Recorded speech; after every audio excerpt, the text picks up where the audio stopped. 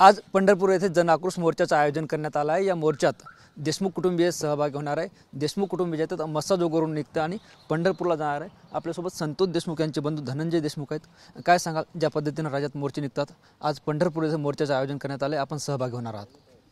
हां, मी वैभवी विराज आम्ही या मोर्चासाठी जात आहोत।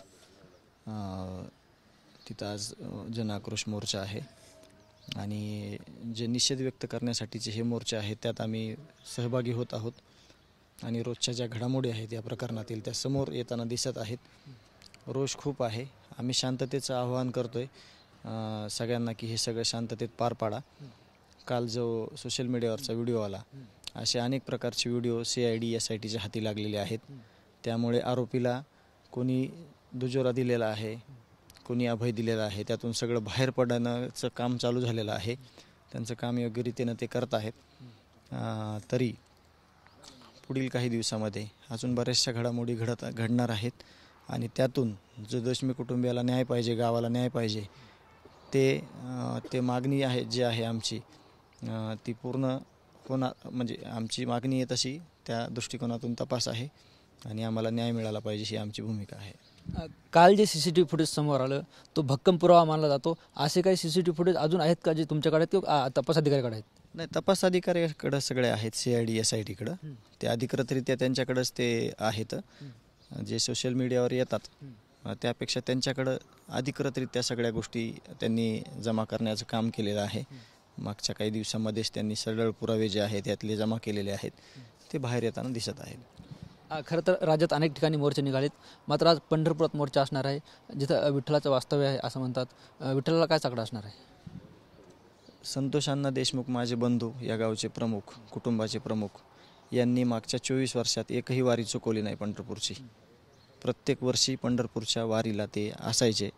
दुर्दैव आहे या सैतान लोकांनी त्याला संपवलं आहे। येणाऱ्या वारीमध्ये ते नसणार आहेत। आम्ही विठ्ठलाला साकडं करू की 24 वर्षात ज्या वाऱ्या केल्या आमच्या बंधूंनी, संतोष अण्णा देशमुखनी, तर तुमच्या पाठीमागं हे सगळे लेकरं आहेत, आम्ही आहेत, आम्हाला आधार देणारे सगळे लोक आहेत। आम्हाला अशी शक्ती दे की संतोष अण्णा आमच्यापासून 1 मिनिटही कुठं गेला नाही पाहिजे आयुष्यात राहिलेल्या, आणि कुटुंबाला सावरण्याची शक्ती दे। आणि हे जे आसुरी वृत्तीचे लोक आहेत यांना लवकरात लवकर फाशीवर लटकलं पाहिजे, ही आमची त्यांना मागणी असेल। आपल्यासोबत वैभव काय सांगशील, आज तू पंढरपूरच्या मोर्चात सहभागी होतेस? आमची मागणी हीच आहे की आम्हाला लवकरात लवकर न्याय मिळाला पाहिजे आणि जे कोणी आरोपी असतील त्यांना कठोरात कठोर शिक्षा झालीच पाहिजे।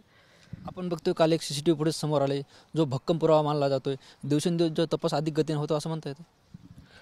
तपास आता ते काही तसं मी तर काही म्हणजे तपास तर त्यांचा चालू आहे त्यांच्या पद्धतीने, पण आम्हाला एक प्रश्न पडतो की एक आरोपी का सापडत नाही, ते अद्यापही फरार आहे आणि त्यांना मदत करणारे जे कोणी असतील त्यांना पण पोलीस प्रशासनाने लवकरात लवकर ताब्यात घ्यावं आणि लवकरात लवकर आम्हाला न्याय मिळवून द्यावा। आपल्यासोबत विराज सुद्धा आहे। विराज, प्रत्येक मोर्चात तू सहभागी होतोस, वडिलांना न्याय मिळावा ही तुझी मागणी आहे। आज पंढरपूरला जाणार आहेस, काय सांग? आम्हाला लवकरात लवकर न्याय मिळावा यामुळेच गोट्याला फोन कर। आज विठ्ठलाकडे काय प्रार्थना करणार आहेस? जे आरोपी असतील त्यांना लवकरात लवकर फाशी व्हावी, न्याय मागणार आहे विठ्ठलाकडं? हो, निश्चितच आपण बघतोय संपूर्ण देशमुख कुटुंबीय होतं। आज पंढरपूर होणाऱ्या मोर्चात हे देशमुख कुटुंबीय सहभागी होणार आहे आणि आम्हाला लवकरात लवकर न्याय द्यावा अशी मागणी त्यांची आहे। कॅमेरा पर्सन आप्पासाहेब मोहरकरसह ज्ञानेश्वर लोंढे, TV9 मराठी, मस्साजोग, बीड।